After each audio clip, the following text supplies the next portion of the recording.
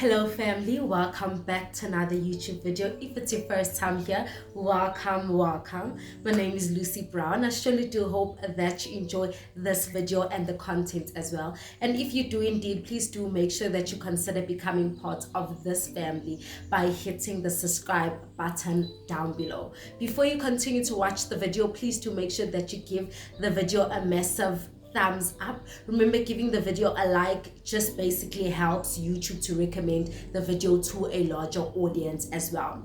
Also, if you'd like to be notified whenever I upload new, fresh, crispy content, you're more than welcome to smash the notification bell down below. Now, I'm sure you guys have seen from the title of the video that today I am talking about my salvation story. And I don't know why I'm kind of feeling nervous. I am actually kind of feeling nervous. I don't know why. So I'm actually crossing my fingers that I don't cry in this video. Just telling the story just makes me emotional because it just really makes me reflect on where God, or from where God has actually taken me from. And I actually look back and I think to myself, if it had not been for God's saving grace, if it had not been for God's saving grace, my life would have been a mess. So I am so grateful and so thankful. This morning I actually just woke up. There's days where I just wake up and I just feel so overwhelmed by God's love. You know, where it would just be like a day where I just wake up and I cry and cry and cry. And like I cry because I'm just so grateful for salvation. I'm grateful for the forgiveness of sins. I'm grateful for all of these gifts that were gifted to us through salvation, or through the privilege of receiving salvation. So if I do eventually become emotional and cry, guys, please do forgive me. Let's get right into the video. So let me just backtrack a little bit and give you some sort of context into the type of environment in the family that I grew up in. I come from a family, well, growing up I only remember there being one person who was actually born again in my family.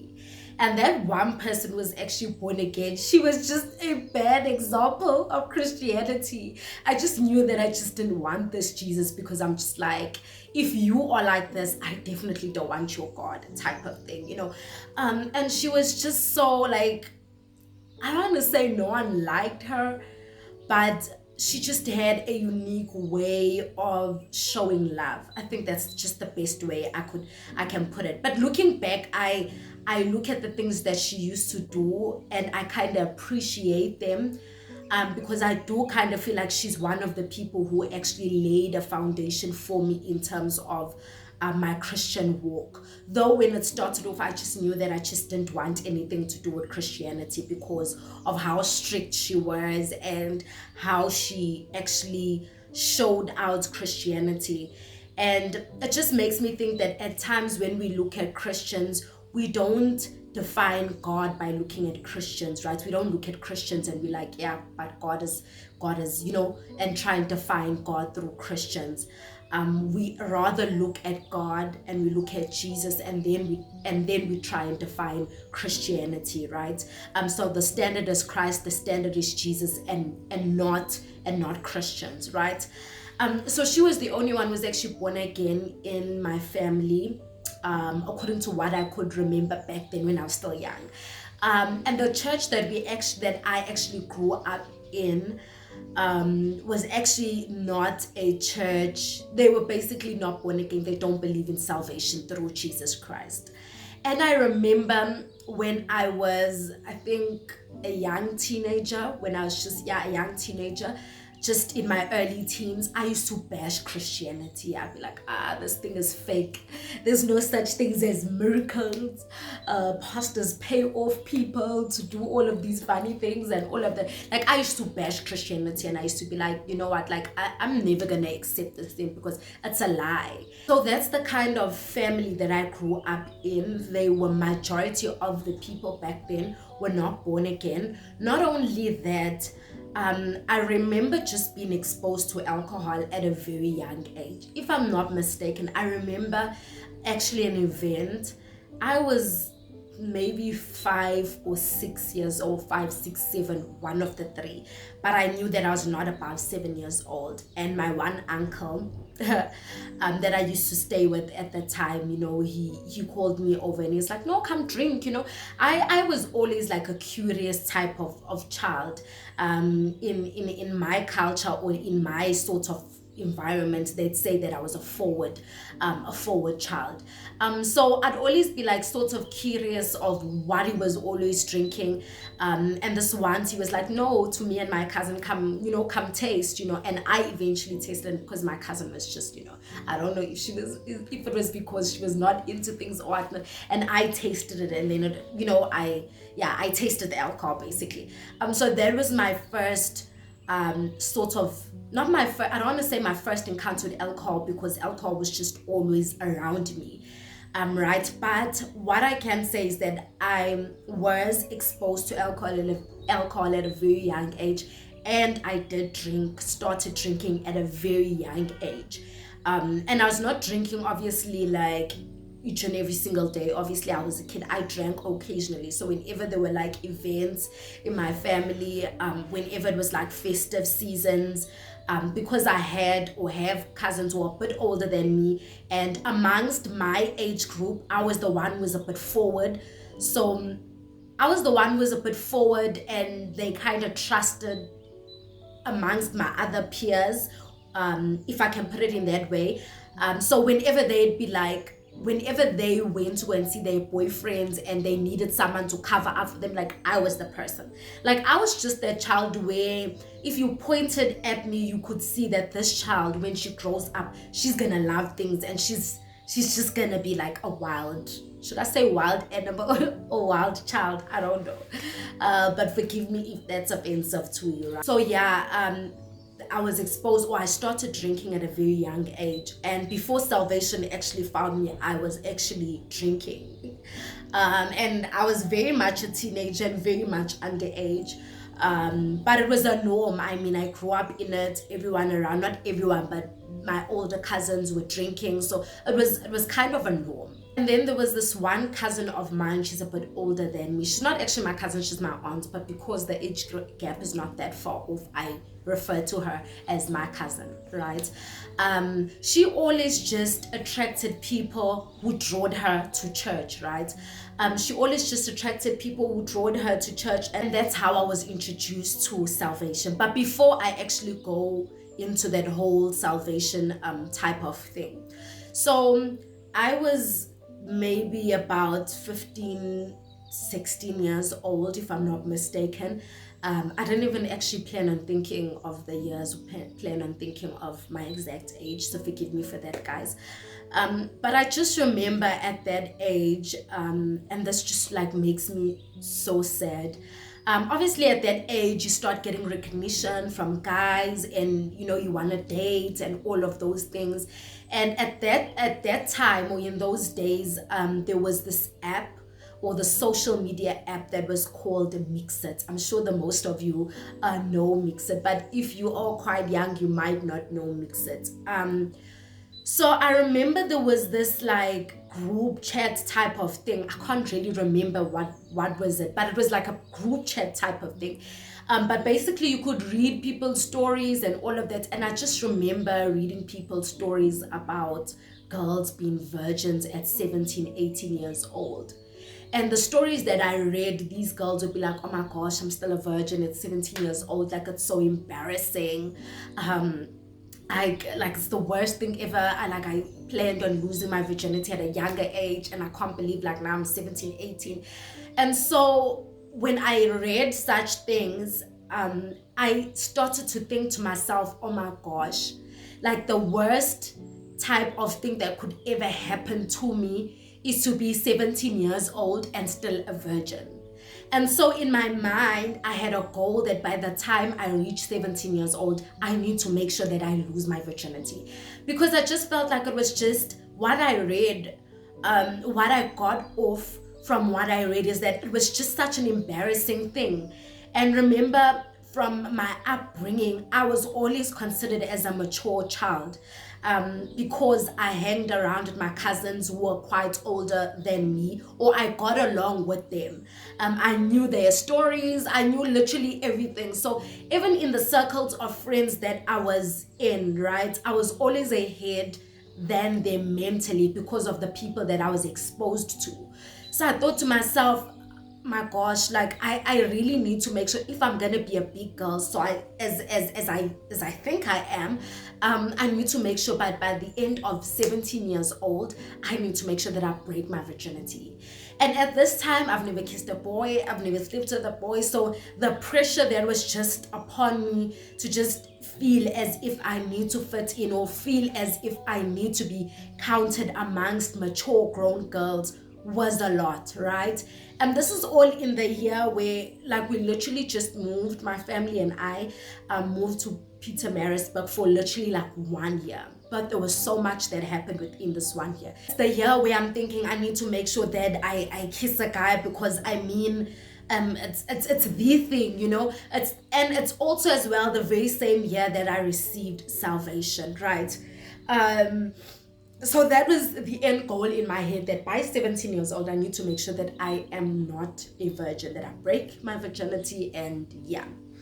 Then my cousin, as I mentioned, this one cousin of mine, well, she still is, you know, I always thank God for her. Well, I actually always remind her of this, because she's truly the person who actually was the doorway to me receiving salvation. And I just truly pray that when she looks at me and where my life is today, that she is super grateful for her works. Do you understand what I'm saying? That she counts me as a fruit, or counts me as counts me as a joy, in a sense, to say that it was worth, you know, it was worth leading by example. And that's part of the reasons why I take being an example to my younger sisters in the faith so seriously, because I know that I saw that and it benefited me. So I truly do hope, and it is truly my desire, that at times when people hear my story, my salvation story, and they hear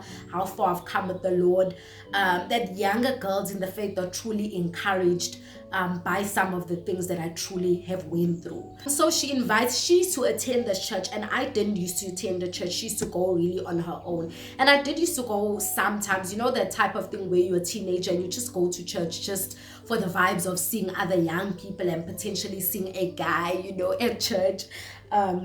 Type of thing. And that's truly the real reason why I went there. I just used to go there, listen, look at people act crazy, and yeah. And then this one Saturday, she invited me. They had a conference, a youth conference, something like that, and she invited me.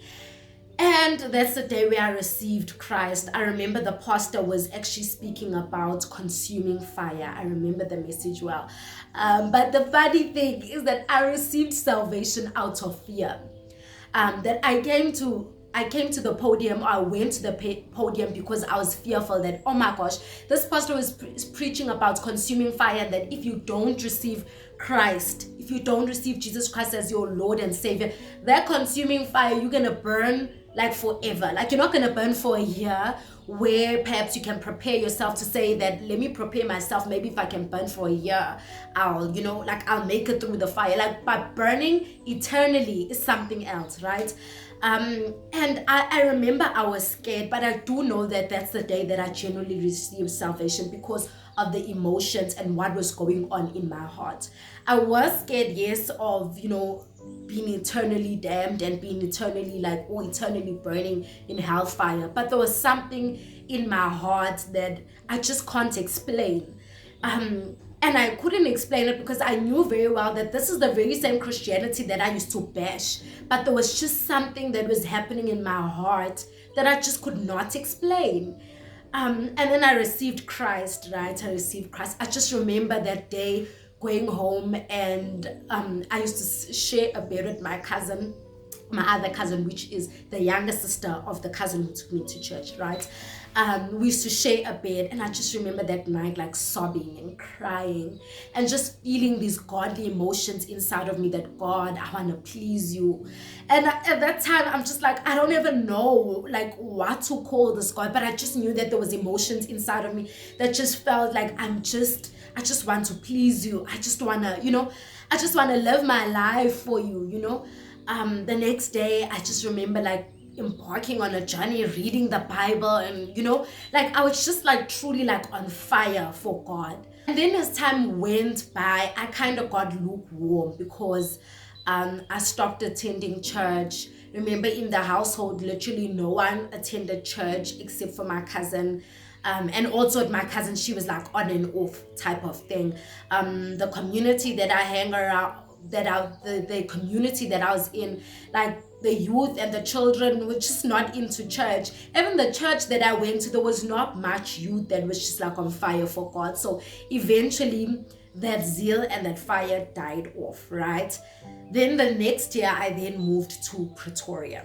Right, I moved to Pretoria the next year, and then this is like high school vibes now going on in Pretoria. And then I met this one girl, this friend of mine. She was older than me, but that's the thing in my whole upbringing, that I always just met people who are older than me, or should I say I maybe never wanted to associate with people of the same age group as me, because I just felt like I didn't want to be a kid. But not only then, even now post being born again, I've noticed that a lot of people who are in my life and a lot of people that I get to gel with most of the time are people that are older than me. So I don't know about that, but anyway, and she was the type of girl that was into the party type of life. So this is truly where I was like introduced to partying, the groove type of life. And it felt fun because I just remember, the attention that you used to get from guys. I'm just entering, a phase in my life where I'm getting so much attention from guys, and I kind of like it because I'm thinking to myself, oh, it means that I'm really interesting. I'm really mature as I thought I was, because a lot of guys who were actually approaching me at that time were people who were way older than me, right? So I'm thinking to myself, yeah, like I'm the girl type of thing. So this friend, she took me around. She was kind of like an older sister, but not of a good influence in a sense. And the funny thing is that my mother never knew nothing about this type of life. Like, I'm even sure some of the family members who will actually get to listen to this video is going to be quite shocked. Because before my mother, obviously I made sure that I covered my tracks very well. If I knew that I was going to go out partying, grooving, or anything like that, I made sure that I was going to sleep over at a friend's house, and that friend probably, I was going to basically sleep over at a friend's house that my mother kind of trusted. So by the time I get to come home, I'd just be like, no, we're studying type of thing. So this girl introduced me to that type of life. She was a type of girl that she'd lead by example. She'd be like, study basically what I'm gonna do, and you basically need to walk in my steps. So she was the type of person, she'd date guys who had cars, who could purchase or buy booze or alcohol for us. And yeah, and I basically knew that when the time was right, I also needed to get a guy who was driving, could buy us alcohol, and all of those shenanigans. And remember, at this time, guys, I am still born again, or I was born again, but that conviction had died away, right? So now I'm in Pretoria, and mind you, now I have a boyfriend, but the boyfriend that I then had is from the previous place that I left, the previous province that I lived in, Pietermaritzburg. And this guy was he was into the fast life, basically. I don't know why I always mingled with people who were like into the fast life, but again, I guess it goes back to the fact that I always wanted to be perceived as a mature person, and I thought being perceived as a mature person meant that I needed to hang around with people who were quite advanced in life, advanced in wrong things in life, basically. So this guy was into, he was into the fast life. And yeah, we were basically dating over Mixit and talking and all of that. And I just remembered now I'm obviously approaching 17, and I'm just like, hey, like it's not cute, you know. I even used to go to an extent of sometimes when people would ask me about, you know, their type of life, my sexual life, I used to lie. And like the funny thing is that some people wouldn't even be able to pick up on it, because I mean I've heard so much of these things. I've hanged around with people who are indulging in the very act. So even my language did not give off vibes that I didn't know what I was speaking about.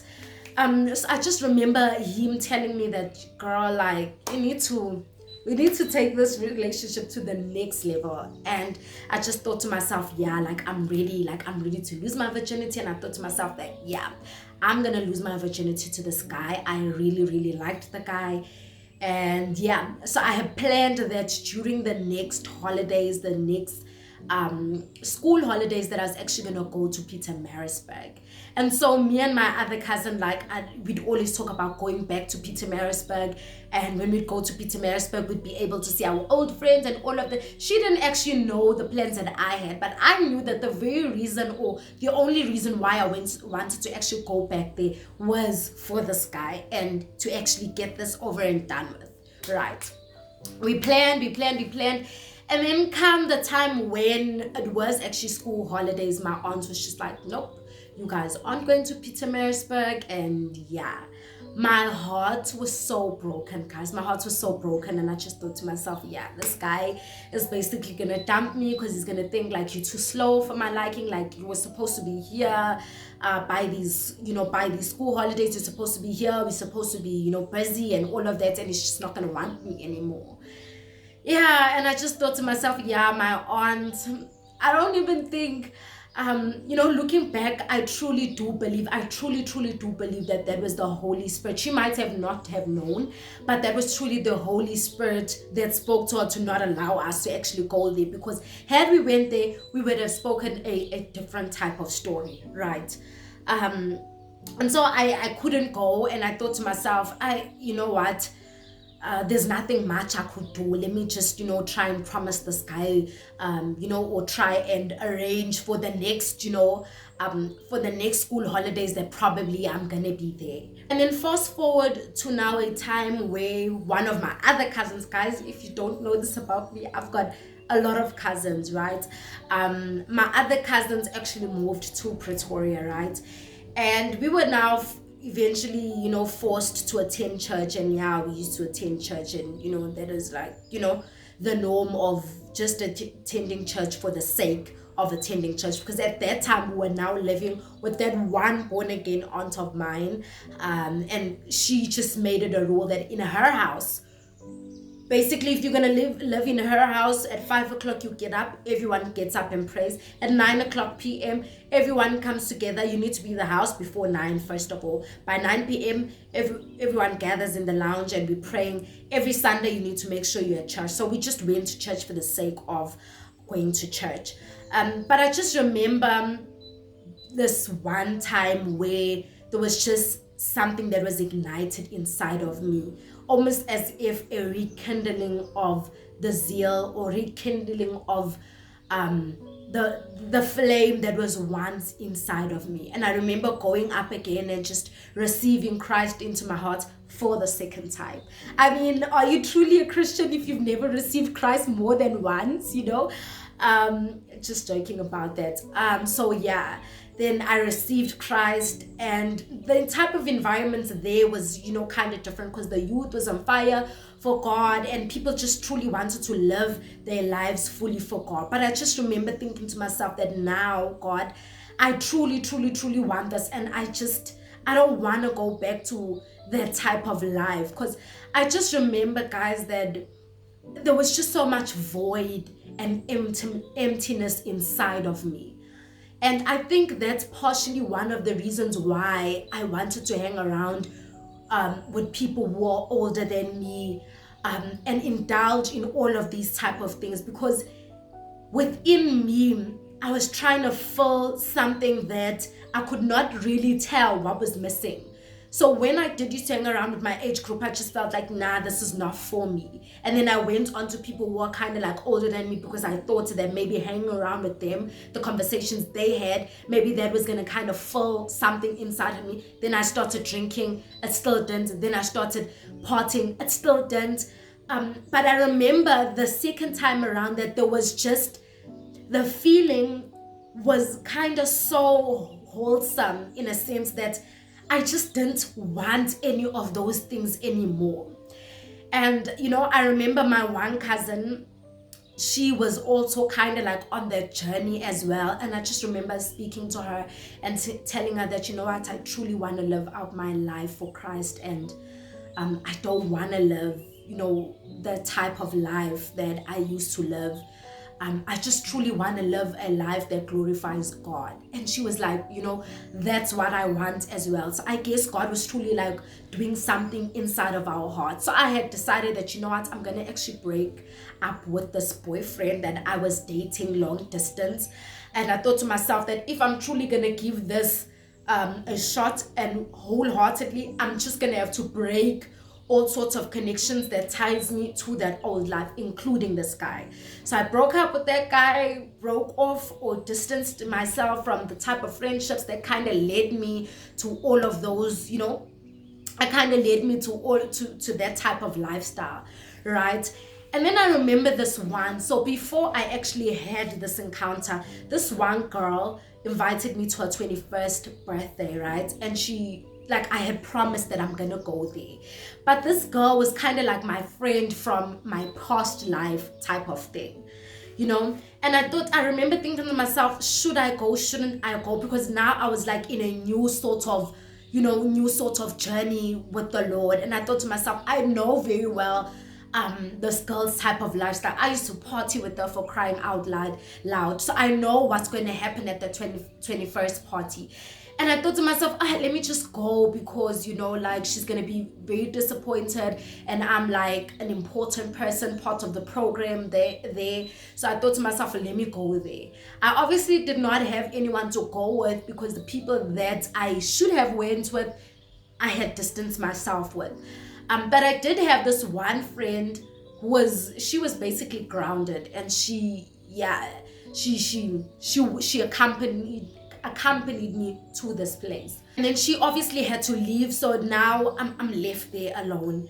I'm left there sitting thinking, like, what am I doing in this place? Like, what am I doing in this place? Yo, guys, I can't begin to explain whatever I was feeling inside of me. Everyone around me is drinking, smoking, hubblies, guys, left, right, and center. I remember just going to this girl and saying to her that I actually had told her prior to coming that, listen, I'm just gonna come because you really need me there and you put me part of your program for your 21st party, but I'm really gonna have to leave early and I don't have transportation. So she's like, girl, don't worry, like, come through, like, there's many people, like, I'm gonna arrange for someone to actually, take you home. And I was like, oh, okay, cool.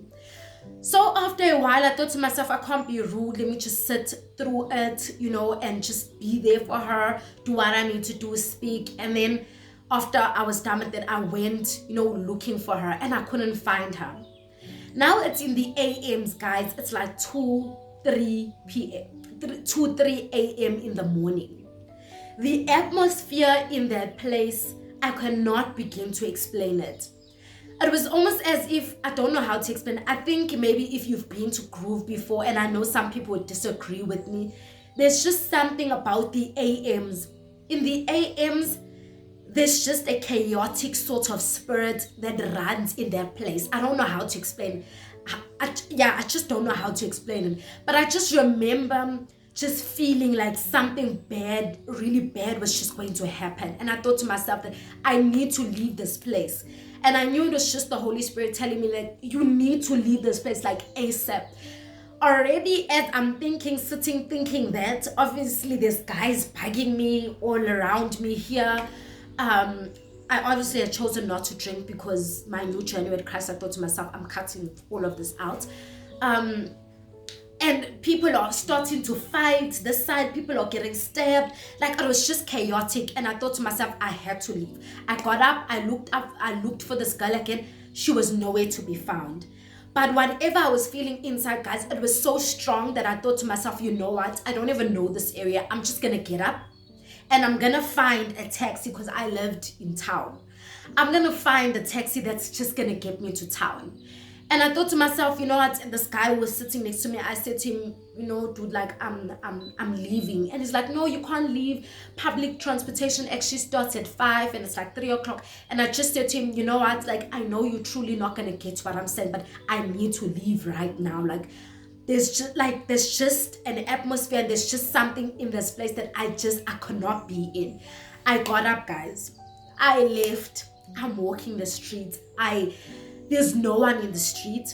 This place, mind you, is known as a highly dangerous place for the R word, for theft, for being mad, all of the bad things that place is associated with. And I just thought to myself, like, I don't care. I just need to find myself out of this place. Mind you, now it's Saturday going into a Sunday, well, Sunday morning. I walked and I'm thinking to myself, there was obviously a bit of fear, but I thought to myself, as long as I'm just not in that place. I don't even know in the first place what was I thinking going to that place. Then I met this guy, and this guy is just like, where are you off to? I'm like, I'm looking for a taxi going to town. And he's like, no, you're not going to find taxis at this time. And it's extremely dangerous. And I'm like, what are you doing in the street? And he's like, no, don't worry. I'm basically going to take you to the bus stop, or to a taxi stop rather, and wait with you for a taxi. At this point, I'm thinking to myself, I don't even know what to think, guys, because I'm just thinking to myself, there's no one on the streets. If this guy just tries and does something to me, like, I don't think anyone's gonna help me or anything. So I'm thinking to myself, let me just comply and let me just be nice to this guy so that he doesn't harm me, because maybe if I act rude, then I'm just gonna, trigger him or something like that. I don't know. And this guy, I don't know where he even came from, and he stood with me till 5 o'clock. 5 o'clock, I caught a taxi, went home, took a bath, and made it to church. The message that was preached on that Sunday, guys, it was about not compromising for Christ. I cried because I just felt like I had compromised Christ in a sense, just for another person. And I thought to myself, I don't even know what was going to happen there. Because already it was just chaotic. I couldn't even find the girl that I had been there for. I don't know what was gonna happen. I don't know what could have happened even with the guy who came and helped me. I was just so super grateful that I left that place and that I was in church, because all I knew is that I needed to be in the presence of the Lord. And I found myself in the presence of the Lord, and I thought to myself, never again am I going to look back. And from that day onwards, I've never looked back. I've always, thought to myself that, you know what, even if I'm going to have doubting moments, suffering, I'm going to do all of it. All of this, I'm going to go through all of these things, in Christ. And in hindsight, I look back and I think to myself, like, my self-esteem was so low that I wanted to lose my virginity at 17 years old, at 17 years old, to a guy who didn't even truly care about me in that type of way. And that it truly saddens me to think that I valued or thought of myself so lowly. And I'm so super grateful for God just saving me out of that lifestyle. Because when I look back, guys, I see that I was fastly moving to a place that was just gonna destroy my life. I look back and I think to myself, God, I am so grateful that you saved me from myself, right? Because I'm not gonna blame other people and all of that, because I remember that some of these things that I'm the one who actually wanted, these type of things. I'm the one who actually wanted to lose my virginity. I'm the one who actually, and I'm just so thankful to God for just keeping me to actually a point where I got to a point where I thought to myself, no, but this is something that I can glorify God with. This is something that I can pride myself in, that I don't have to be ashamed of it. Guys, I can't begin to explain of how thoroughly grateful I am from where God has truly taken me from. And yeah, that is my salvation story of how God has truly saved me from mindsets and ideologies that were just going to destroy my life. And I look back and I think to myself, the devil's a liar.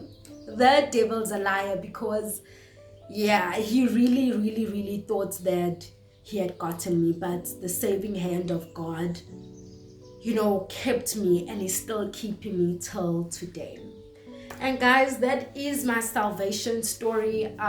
If you truly relate with it, I always try and speak to younger people than me, because I know the craze of getting into a phase of kind of being, influenced by what's going on around you, especially when you just don't feel beautiful enough, when you just don't feel as if you're enough, and you're trying to seek this validation from men, from dating, from drinking, from, trying to fit yourself in spaces that truly aren't for you. And I think to myself, God was just constantly trying to pull me out. And yet I constantly felt the need of just truly wanting to fit in, and so I truly do hope for someone who's truly watching this video, if you are young, if you are old, if you are at whatever age, that pride yourself in being separate, pride yourself in being different from the rest.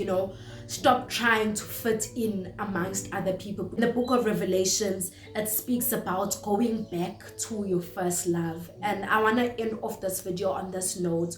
Go back to your first love. And the first love, when I refer to first love, I'm referring to the zeal, the love, the commitment that you had towards God, that you had towards Jesus, that you had towards the things of God. Go back to that, because truly that's truly what's going to fill whatever void that you're feeling. Because you can still be born again, guys, and still feel a void. You can still be born again and still feel as if there's something that's missing in your life. And that's why the scriptures speak about being filled with the Spirit. Yes, you are filled with the Spirit. There is a filling of the Spirit where when you are born again, you're filled with the Holy Spirit. The Spirit is in you. And then there is a continuous filling of the Spirit. And we cannot move in unison. We cannot move with God. We cannot have a beautiful and a fresh and a healthy sort of relationship with God if we are not continuously being filled with the Spirit. At times we cry out to God and we're like, God, I want you to use me to the nations. I want you to use me amongst my peers. I want you to use me amongst women, amongst men. I just want you to use me in the world, right? But you cannot take people to a place of where you have never been, right? So in order for you to be able to minister to people and be a gift to people, it has to start with you. It has to start in the private places. In order for you or your cup to overflow and to quench the thirst of others, you need to be filled first. You need to be filled first to a point where it's overflowing, and once it's overflowing, that that abundance of overflow can then flow out to other people's lives and then bring life to the things around you. So go back to that first love that you once had. And yeah, I hope this was, some sort of encouragement, or that you enjoyed listening to my salvation story. Please do leave a comment down below and tell me, guys, what do you think of this video? What's your thoughts on this video? Maybe if you would like to as well share your salvation story with us, where you are at in terms of your journey with Christ, or even do you feel like me at times where you just wake up with this random sort of feeling where you're just suddenly grateful for things that you just like, I knew this yesterday, but today, like, I'm crying over it as if it's a new thing. Like, Am I the only one who goes through that? You're more than welcome to share your comments with me down below. Please do make sure that you give this video a massive thumbs up. Remember, liking the video basically helps YouTube to recommend this video to a larger audience. If you would like to be notified whenever I upload new content, you're more than welcome to smash the notification bell down below. And if by now you have not subscribed to, please do make sure that you hit the subscribe button down below. Guys, thank you so much for your time, and I'll see you in the next one.